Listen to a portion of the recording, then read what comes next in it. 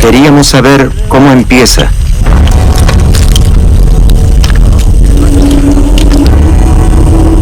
Por eso fui a la selva de Gabón. Estábamos literalmente en medio de la nada, en medio de la noche.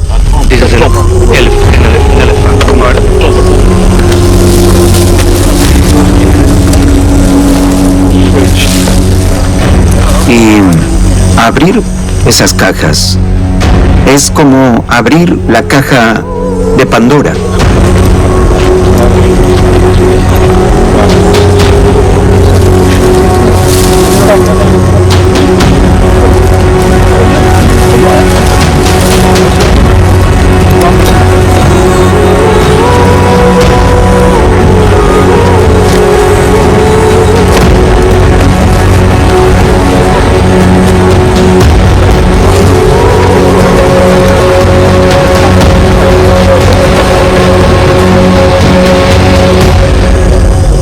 Estoy pensando que la verdad ahora tendría miedo con todo lo que pasa con la COVID-19, porque vemos pangolines y monos y reptiles y aves y civetas y murciélagos, todos juntos, muertos o casi muertos, y nos damos una idea, podemos imaginarnos cómo empiezan las pandemias virales a nivel mundial. Es que empiezan allí mismo, en ese momento, en esa parte olvidada de la Tierra.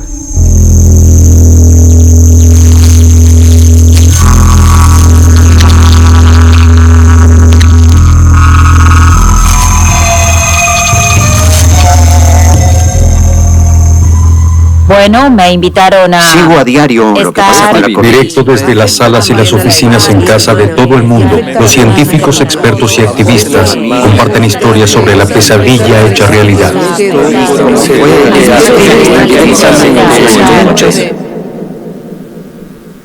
Primero, un mercado de animales salvajes.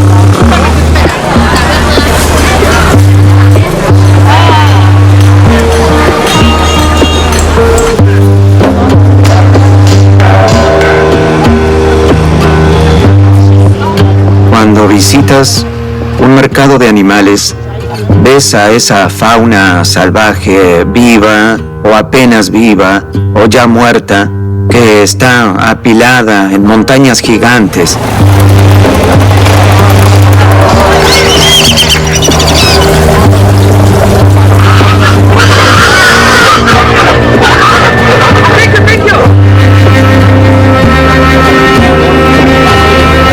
Estos mercados existen por toda China y el sudeste asiático, en Indonesia también.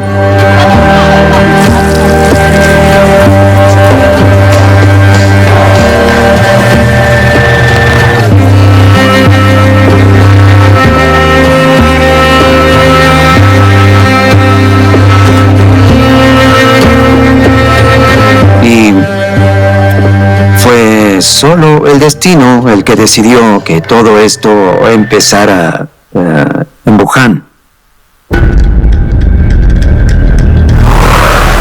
Nos habla desde Los Ángeles, California, Andrea Crosta, un experto en tecnología para la seguridad, antipiratería y gestión de riesgos.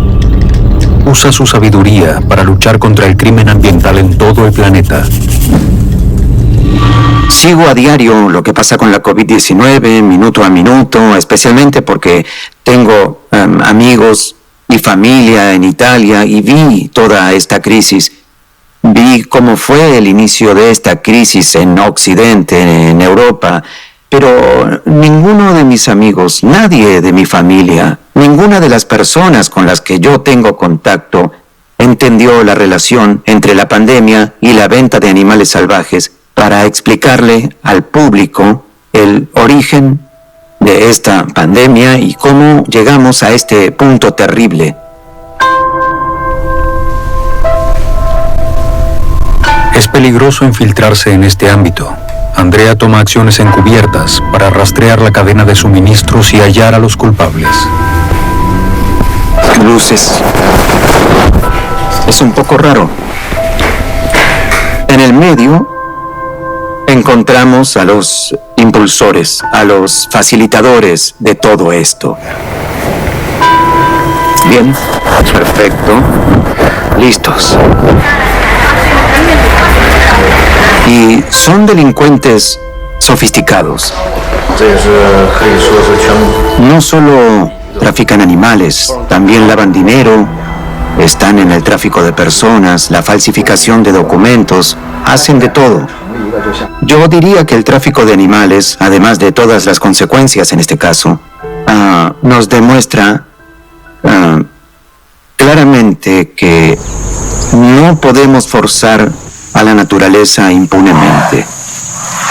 Escucho a algunos hablar de las enfermedades zoonóticas y dicen, oh sí, nos contagiamos todas estas cosas de los cerdos y los pollos y todos esos animales, y yo siempre les repito que no se trata de lo mismo.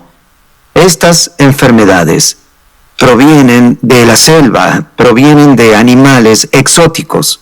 La zoonosis es una infección animal que se transmite a los humanos y parte de nuestras enfermedades infecciosas están en esta categoría. Esto no es algo insignificante en la medicina, esto es central. El 60% de las infecciones humanas son estrictamente zoonóticas. Desde su casa en Bozeman, Montana, David Quammen, escritor sobre ciencia, explorador y autor de Contagio, la evolución de las pandemias. Para David, la pregunta no era si sucedería, sino cuándo. Los coronavirus ya estaban entre los virus más peligrosos provenientes de animales que podían causar una pandemia. No hay dudas. Esto se considera una emergencia en China. Pero todavía no se trata de una amenaza para la salud global. Aunque esto puede pasar a serlo. Lo que pensé fue, oh no, ya empezamos. Y sabíamos, algunos sabíamos, yo sabía porque escuché a los científicos que estudian este tipo de cosas, que esto podía ser muy serio.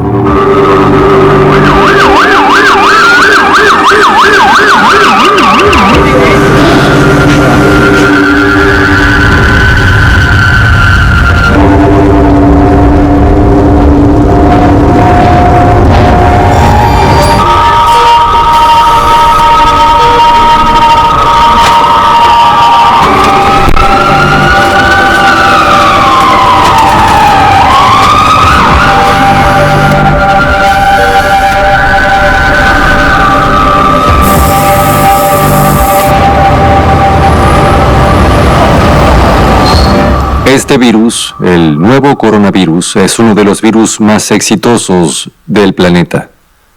No estamos en guerra con la naturaleza o en guerra con los virus. Los virus no tienen intenciones, ellos no tienen deseos maléficos, solo aprovechan oportunidades y nunca tuvieron una mejor oportunidad de contagiar a los humanos. Por eso la ciencia, la tecnología, la salud pública, las políticas, todo es secundario, es un intento de compensar el hecho de haberles ofrecido a estos virus una gran oportunidad para el éxito evolutivo.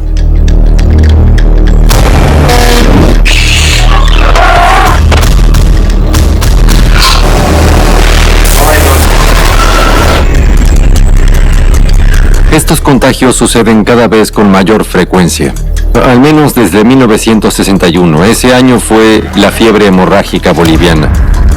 El virus Machupo, en 1967. El virus de Marburgo llegó a Marburgo, Alemania, por los monos de Uganda, que se traían con fines médicos y tenían el virus. En 1976, el primer brote de ébola en África. En el 81 reconocimos por primera vez el VIH. otras entre fines de los 80 y 1992. En las 4 esquinas de Estados Unidos, el primer brote de hantavirus. 1994, virus Hendra, Australia. 1998, el virus Nipah, Malasia y después Bangladesh. 2003, el coronavirus SARS que apareció en China. 2012, el MERS, otro coronavirus que nació en la península arábica. Y hay más. En 2014, creo, fue el virus del Zika. Es una cadena interminable de ciclos de contagios y uno de ellos provocó una pandemia global. No es nuevo, es parte de un patrón y no se detiene.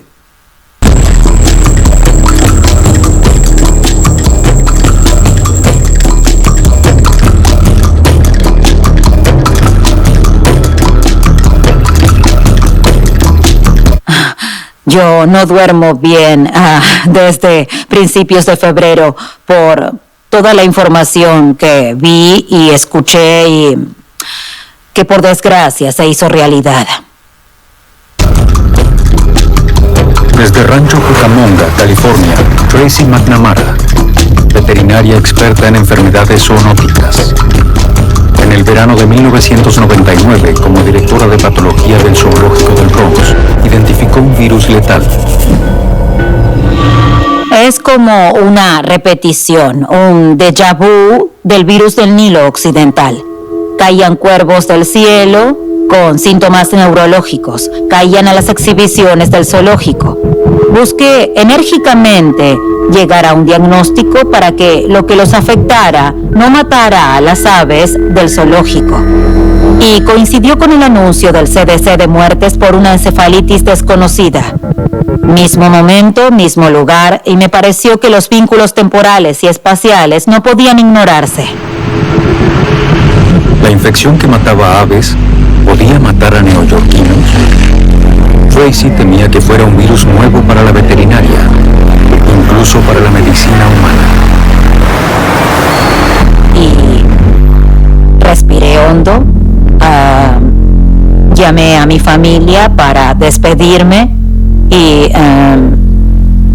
fui a hacer mi testamento, porque sabía que había estado usando solo una mascarilla y que estaba expuesta.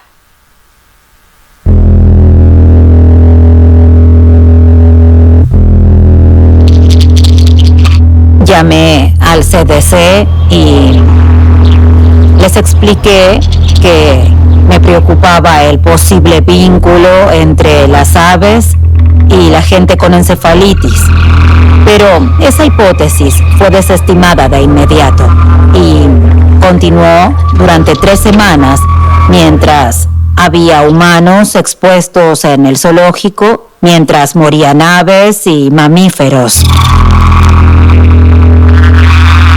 Y al final, desesperada, viendo que no iba a llegar a ningún lado con las agencias de salud pública, acudí a las Fuerzas Armadas. Así que los llamé y dije, creo que es algo nuevo, lo mismo que está matando a la gente, pero nadie analiza mis muestras. Y en el Instituto de Investigación Médica e Infecciones en Fort Detrick me dijeron, envíanos los tejidos en hielo hoy.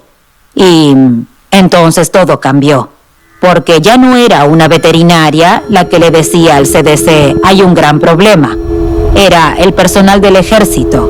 Y eso aceleró la investigación, por suerte. En 48 horas se confirmó el virus del Nilo Occidental. Existía en muchas partes del mundo, pero era el primer brote registrado en América. Para marzo de 2000, había 62 casos confirmados y 7 muertes. ¿Cómo llegó a Nueva York?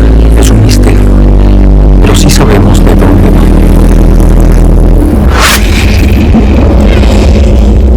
Los humanos suelen contagiarse este virus por la picadura de un mosquito infectado. El virus pasa de su reservorio aviario al mosquito como vector. Los mosquitos infectados por picar a aves infectadas contagian a los humanos. No sabíamos cómo impactaría la epidemiología de esta infección viral al pueblo estadounidense que desconocía por completo este virus. había una población susceptible, tanto de animales como de gente. Y eso era aterrador. La lección que nos dejó el virus del Nilo es la interrelación que hay entre los humanos, los animales y el ambiente. Ahora hay leones y tigres infectados en el zoológico del Bronx, lo cual nos sorprende porque es una amenaza zoonótica y es probable que haya más animales vinculados a esta enfermedad, además de los murciélagos y los pangolines.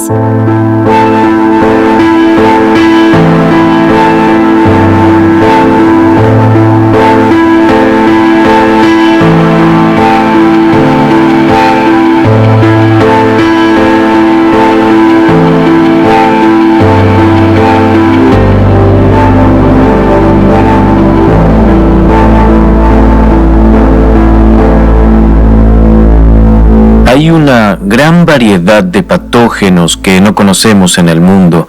Se estima que puede haber más de 1.600.000 tipos de virus. Desde Hobart, Tasmania, el ecologista y epidemiólogo Scott Carver. Scott estudia las enfermedades zoonóticas globales y su transmisión entre especies. Nosotros pensamos en el peligro de contagiarnos enfermedades de animales salvajes en general, pero en realidad hay muchas enfermedades humanas que pueden afectar a los animales salvajes. Los bombátidos son animales típicos de Australia. Son marsupiales herbívoros grandes que cavan madrigueras donde duermen durante el día y salen a la noche a comer hierbas. Sufren mucho una enfermedad llamada sarna sarcóptica y esta enfermedad tuvo un gran brote. La población de bombátidos disminuyó hasta quedar casi extinta a nivel local.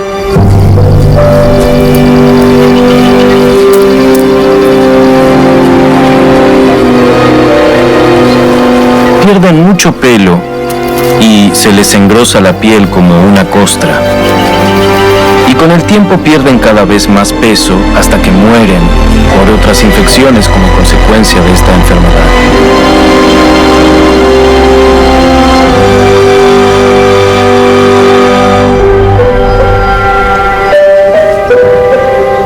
Pocas veces vi padecer tanto a un animal.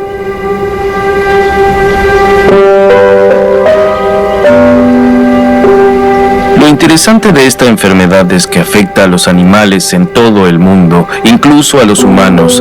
En las personas es la famosa sarna. Los ácaros preñados hurgan en la piel y ponen huevos. Su ciclo de vida depende de los humanos, que se rascan. El ácaro de la sarna es un gran viajero. Usamos todo tipo de estudios para entender de dónde viene esta enfermedad y cómo se infectaron los bombátidos. Creemos que con la expansión de los asentamientos europeos en el mundo, el ácaro llegó a estas zonas. En cualquier momento hay unas 100 millones de personas con sarna en todo el mundo. También infecta a más de 100 especies animales y se transmite muy fácilmente entre las diferentes especies.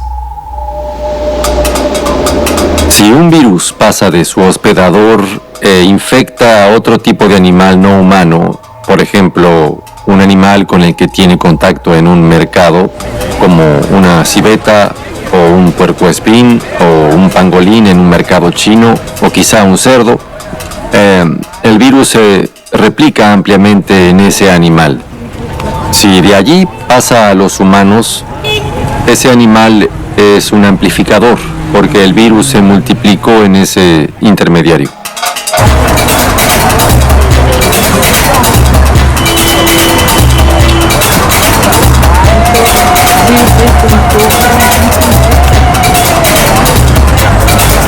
La naturaleza no es el enemigo.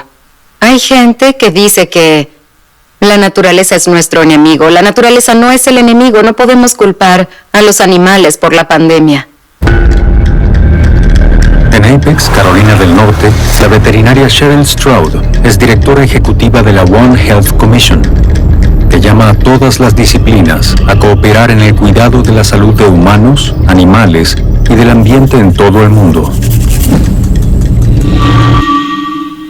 La acción humana genera desequilibrios en los ecosistemas, el hacinamiento de las especies animales en lugares como los mercados mojados, donde hay un mayor contacto con los animales. Nuestras acciones son las que generaron esta pandemia.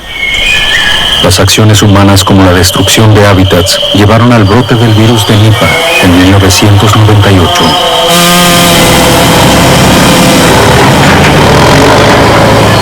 En el sudeste asiático hay mucho desmonte de tierras que se lleva a cabo para uso agrícola. Se empezaron a criar cerdos en una zona cercana a nidos de murciélagos. Los murciélagos defecaban y los cerdos se enfermaban porque comían las heces con el virus. A los murciélagos no los afectaba, pero se propagó a los cerdos. La gente consumía ese cerdo y entonces se enfermaba. Es una historia muy similar a la que estamos viviendo hoy. Cuando entendimos lo que pasaba, que este virus pasaba de los murciélagos a los cerdos, se tomaron medidas simples. Se eliminaron los criaderos cercanos a nidos de murciélagos. Fue muy simple cuando se detectó el problema. Y ahora tenemos que ver cómo se realizan los desmontes y cuánto contacto tenemos nosotros los humanos con animales salvajes. Necesitan un lugar para habitar. Les estamos robando su espacio. Por lo tanto, habrá cada vez más contagios de este tipo. Los murciélagos también participaron de la pandemia actual. Los virólogos que estudian la evolución de los virus como este coronavirus publicaron un artículo donde plantean que es muy probable que este virus provenga tal vez de los murciélagos.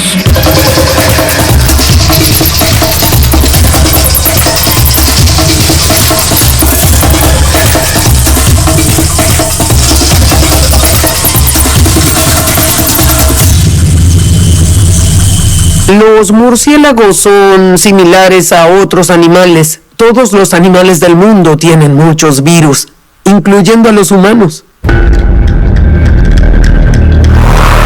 Nagpur, India, hogar del biólogo de vida silvestre Rohit Chakrabarty. Rohit estudia la ecología de los murciélagos de India. No quiere que al único mamífero volador del mundo se lo castigue por contagiar a los humanos.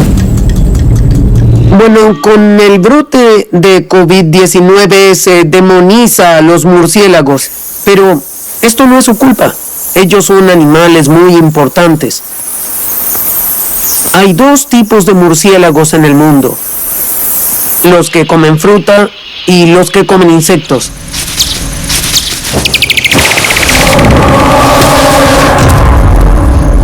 Los que comen fruta polinizan muchos cultivos de importancia económica para los humanos. Por eso trae enormes beneficios para la economía y para el ecosistema tener cerca los murciélagos. Los murciélagos tienen un gran sistema inmunitario por muchos factores. El más importante es su capacidad de volar. Cuando vuelan, los murciélagos se esfuerzan mucho y eso genera inflamaciones en el cuerpo. Pero esto sucede de una manera muy controlada, cuidándose a sí mismos sin generarle daños para su propio cuerpo. Y entonces al volar pueden poner el cuerpo en un estado febril y eso ayuda a frenar los virus. Estas son las dos razones que encuentra la ciencia para explicar por qué los murciélagos son portadores de virus sin verse afectados.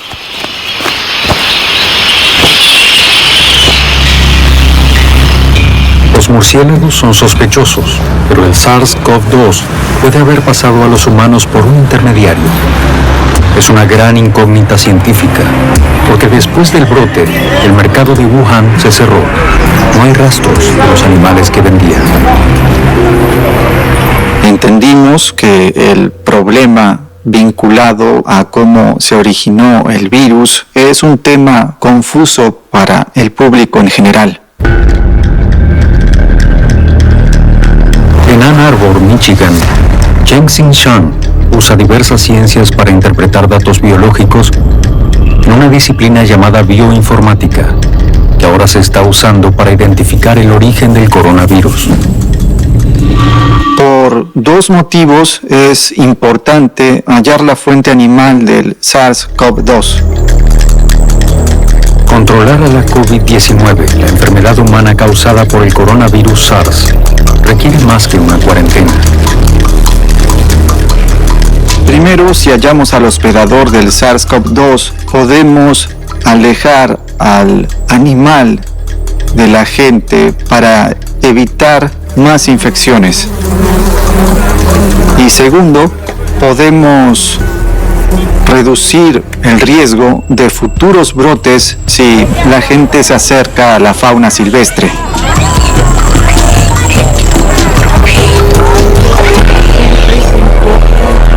La hipótesis actual es que hay un virus del murciélago que infecta a los pangolines y los pangolines contagian a los humanos.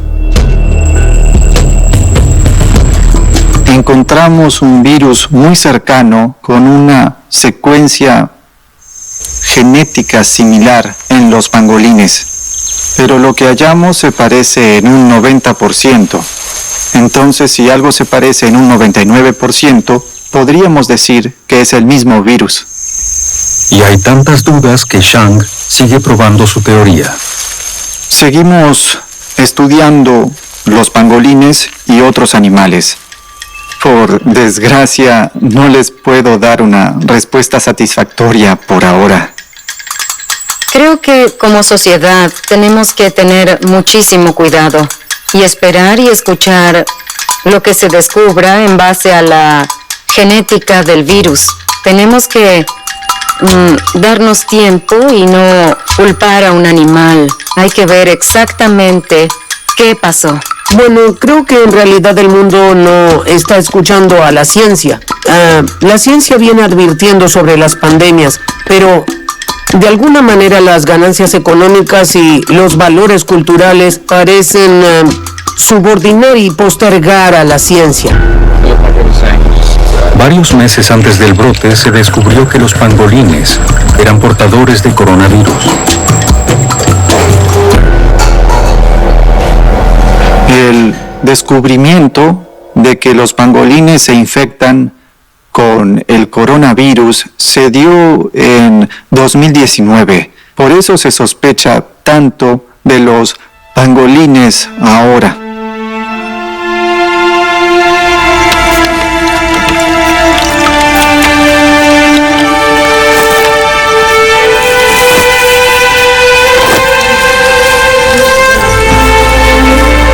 A principios de 2019, la aduana china interceptó una operación de tráfico de pangolines malayos. Se llevaron 21 animales al Centro de Protección para Animales Salvajes del sur de China, donde empeoró mucho su estado. En la operación de rescate estuvieron presentes algunos miembros de una ONG china. Esta es su filmación.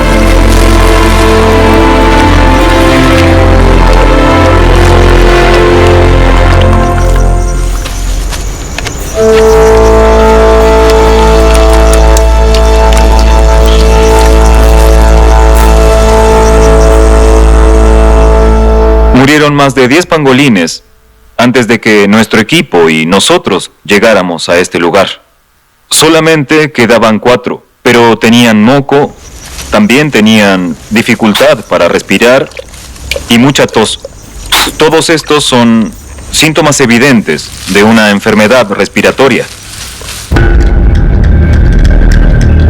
Desde Beijing, Jin Fengzhou presiona a los niveles más altos del gobierno para que se proteja a los animales salvajes, los ambientes y la biodiversidad en China. Él es director en jefe del Centro de Estudios sobre Pangolines de China. Los pangolines están sometidos a una gran y fuerte presión en su vida cotidiana. Ellos tienen miedo y estrés porque se los caza y después se los trafica en condiciones crueles y de hacinamiento. Sin dudas, este contexto los hace mucho más susceptibles a las enfermedades y eso facilita el contagio de sus virus y bacterias a las personas con las que entran en contacto. Todo esto está claro que trae muchos riesgos ecológicos.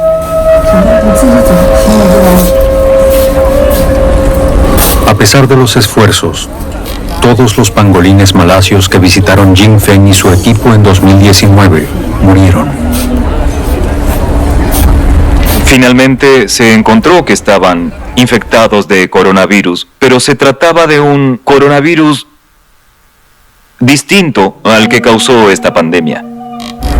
Ahora bien, todo esto no significa que el virus que portan los pangolines no tenga nada que ver con el virus actual y con posibles riesgos futuros, porque sabemos muy bien que el virus es un organismo que está mutando todo el tiempo. Sus escamas, hechas de la misma sustancia que el pelo y las uñas humanas, tienen usos medicinales ineficaces. A cambio, nos exponemos a virus mortales y acabamos con la especie.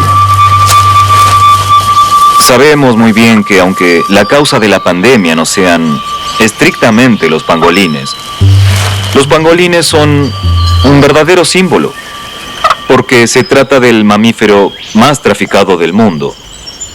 Y al mismo tiempo, este animal corre un gran peligro de extinción.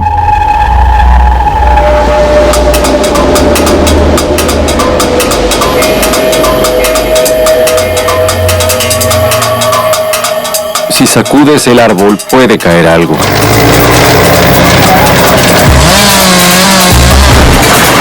Si le pasas una planadora al árbol o lo cortas, imagínense, mientras cae el árbol, vuelan virus como polvo.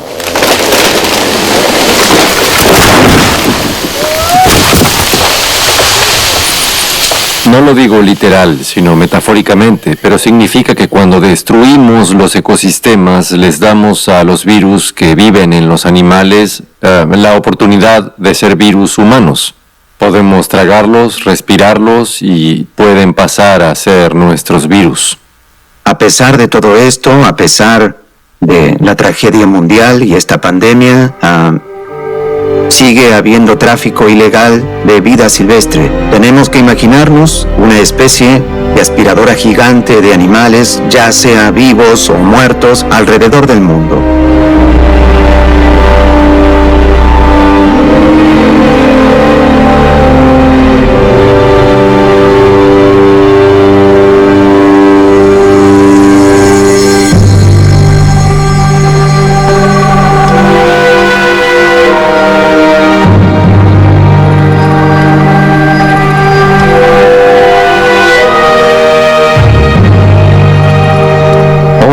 El planeta Tierra es un festín a cielo abierto. Vas y pones el plato donde quieras y ya está. Te puedes ir.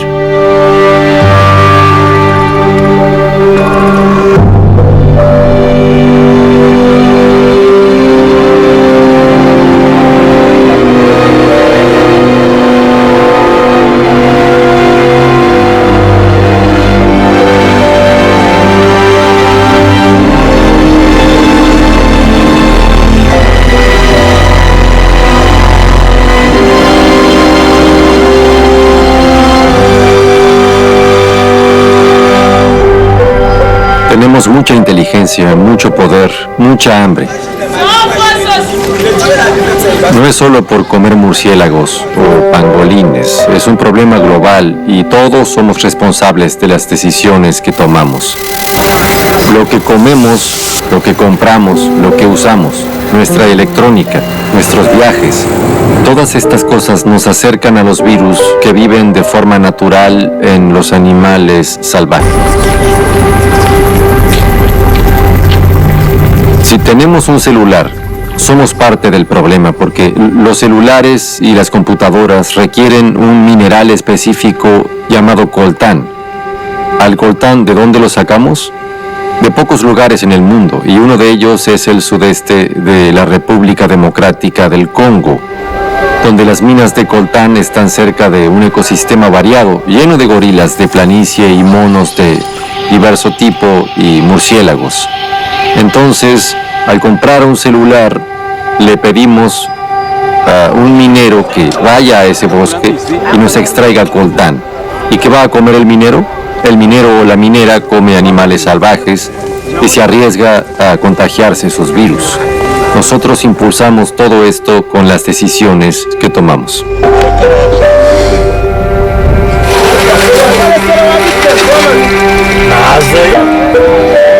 Uno pensaría que es un problema biológico, pero no. Se genera en todas las esferas de la vida. Pensar que podemos tener un desarrollo económico ilimitado en un planeta con recursos naturales finitos, donde las poblaciones humanas crecen constantemente, no tiene sentido. En su casa en Bournemouth, Inglaterra, Jane Goodall, la experta en chimpancés más importante del mundo. Jane es una luchadora incansable por la conservación y el bienestar animal. Es un ícono que inspira a millones de personas.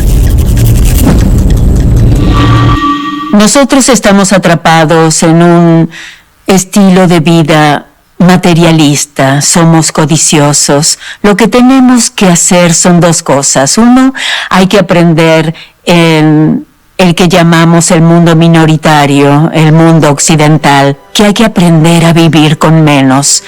Hay personas con muchísimo menos y hay que paliar la pobreza, porque si de repente pudiéramos cerrar todos estos mercados, ¿qué pasaría con ellos? Algunos viven de esto. No podemos esperar que lo acepten. Generarán un mercado negro o se morirán de hambre.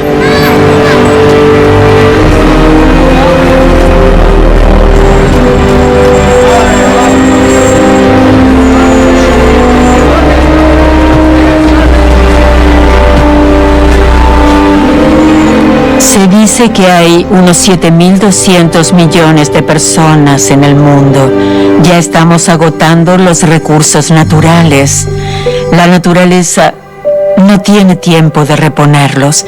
Además, se calcula que en 2050 seremos 9.700 millones de personas.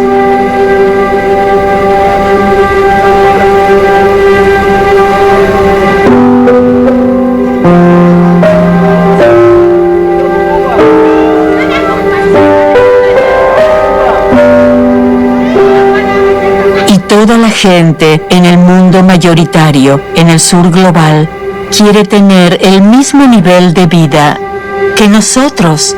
¿Y por qué no? Por ejemplo, en la selva los Yanomami nos pusieron un nombre. Ellos nos llaman termitas, porque nos devoramos todo como las termitas. Y me parece una buena forma de describir a la sociedad moderna. Desde su casa en Woodstock, Vermont, Estados Unidos, el capitán Paul Watson, conservacionista de la vida marina y ambientalista, está listo para arriesgar su propia seguridad para proteger los valiosos ecosistemas del mundo. Vamos a tener más pandemias y van a ser más graves, y esto se debe a que indirectamente estamos causando el problema, porque destruimos hábitats y ecosistemas y provocamos una disminución en especies vegetales y animales, y eso lamentablemente desencadena en muchas consecuencias.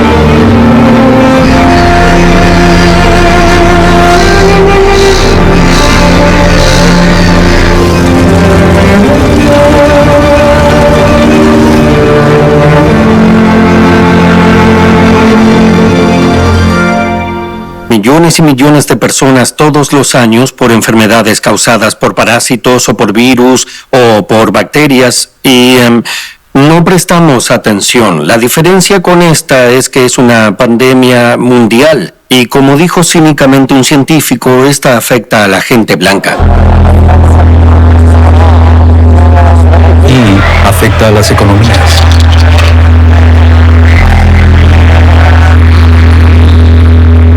El costo económico de esta pandemia es inconmensurable.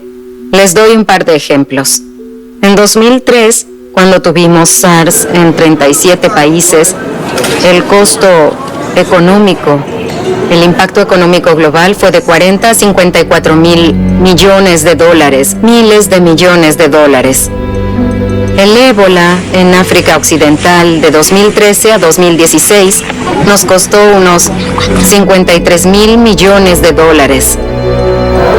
El SIDA ya costó 563 mil millones de dólares. Perdemos 570 mil millones de dólares al año por la gripe. Esto es sin calcular las vidas perdidas, es solo el costado económico.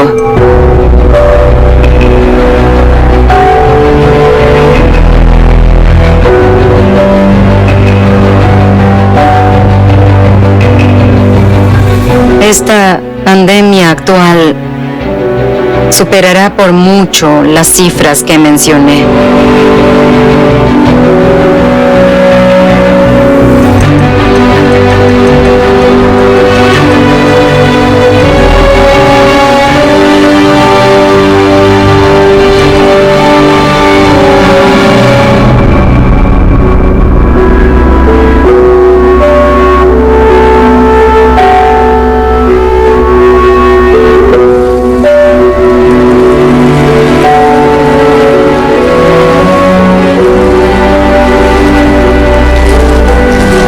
Afecta también a la economía humana y afecta a la política mundial.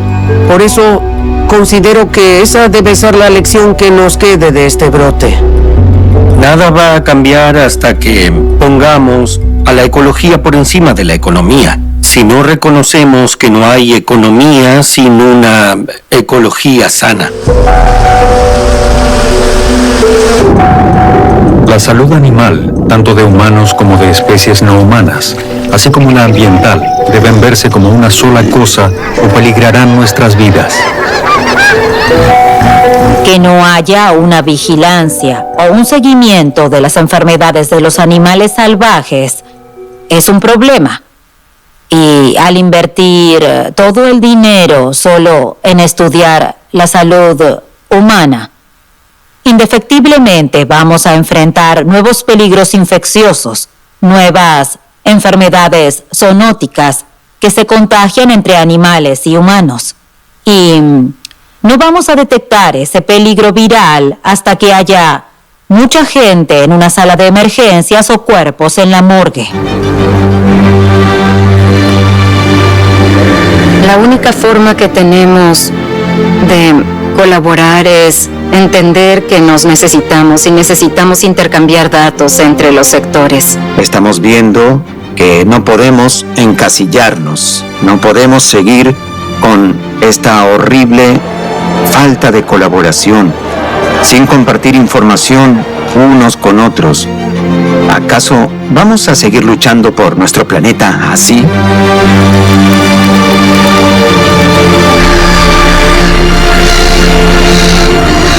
Sin dudas, se trata de lo más importante que tenemos de nuestro planeta, con tantos peligros, con tantas amenazas, tantos problemas.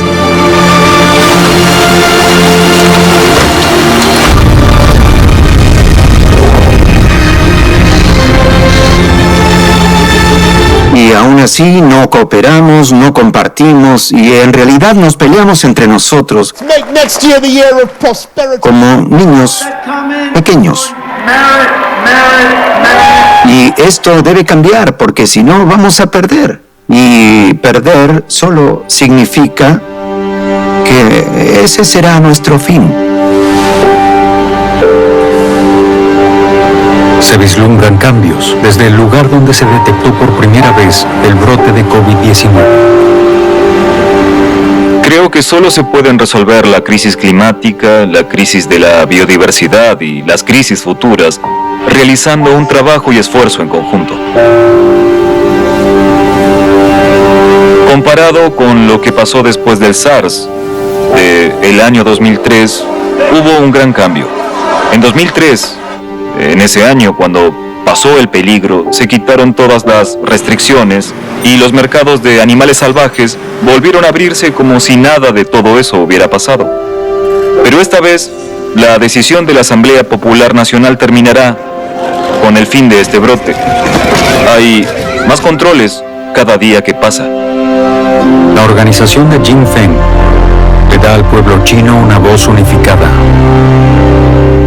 Nuestras cartas con recomendaciones, todas nuestras cartas redactadas en nombre del pueblo, sin dudas han cumplido un papel positivo en dirección a este cambio. Su reclamo es claro. Los principios y fines básicos de las leyes no solo deben enfocarse en proteger a especies en peligro, sino buscar la conservación de la biodiversidad y de los animales salvajes. Es por eso que consideramos que el uso de especies en peligro de extinción en la medicina china, así como también en vestimenta, debe frenarse por completo. Es por eso que pedimos que el nivel de protección del pangolín pase de 2 a 1. En China, el nivel 2 implica que puede tener usos medicinales y que puede haber criaderos. Si fuera un animal de nivel 1, la venta y el uso de los pangolines y de productos derivados solo se permitiría en casos muy específicos, como la investigación científica. Algunos países, como China, están cambiando las leyes y esperamos que finalmente puedan prohibir el consumo de animales salvajes. Creo que será importantísimo que en los próximos meses y años se sigan vigilando los mercados para ver si el gobierno hace todo lo posible para cerrarlos para siempre. Es un país gigantesco, así que no va a poder controlarse toda China sin hacer un gran esfuerzo. Tenemos un gran trabajo por delante. El virus no es inteligente. La adaptación viral es muy rápida. Los cambios en el genoma humano son lentos, pero nuestra conducta cambia rápido. Esta es nuestra ventaja y nuestra oportunidad. Podemos cambiar el comportamiento y adaptarnos. Tenemos que profundizar más en los temas sociológicos que mueven el contagio de estas enfermedades. Y no será fácil. Bueno, la gente fuma a pesar de que sabe que la mata. Espero que se genere un cambio real, un esfuerzo activo por conservar y preservar a los animales y que veamos que esto también nos hace bien a la salud. Espero que esto nos recuerde una y otra vez que necesitamos un enfoque a más largo plazo. Aprender a respetar la vida salvaje. Esa es una lección esencial que hay que aprender. Espero que con esta pandemia no sea solo un momento crítico, sino de cambio. La salud planetaria está interrelacionada. La salud es nuestra forma de avanzar, es nuestra única esperanza. Pero tenemos que ser sinceros y reconocer que no tenemos la bola de cristal. No podemos predecir qué especie animal traerá la próxima amenaza de pandemia. Yo tengo mi teoría. Mi pronóstico personal es que la mayoría de las personas, después de esta crisis, va a volver a la normalidad, como si nada hubiera pasado. Esa es mi predicción y espero estar equivocado. Festejamos que haya aire limpio en las ciudades. Se está respirando aire puro por primera vez. Y quizás logren persuadir a los estados y a las empresas que hagan cambios, pero no será algo rápido.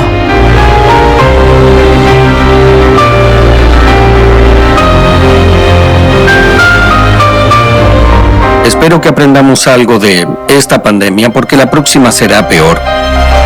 Y tenemos que adaptarnos con una perspectiva más biocéntrica en todas las cosas para que podamos ayudar a las otras especies a sobrevivir en armonía con nosotros. Esta es la batalla por la habitabilidad humana, y es la última. Mejoremos el mundo y dejemos vivir a todos sus seres. Espero y ruego y cruzo los dedos para que abramos los ojos, que aprendamos a vivir con mayor armonía con el mundo natural. Vamos a valorar apasionadamente todas esas cosas una vez que esto acabe. La naturaleza seguirá viva, quizá mueran muchos humanos, y espero que nos reencontremos con la diversidad natural desde una perspectiva muy distinta. Si queremos que todo eso siga existiendo, que haya bosques con gorilas y chimpancés y monos y tucanes y perezosos y otras criaturas maravillosas, si queremos que existan, entonces tenemos que cambiar profundamente la tasa a la que crece nuestra población humana y cómo crece nuestro consumo. Tiene que cambiar, si no, no habrá pájaros cantando en los árboles cuando salgamos del aislamiento de la próxima pandemia.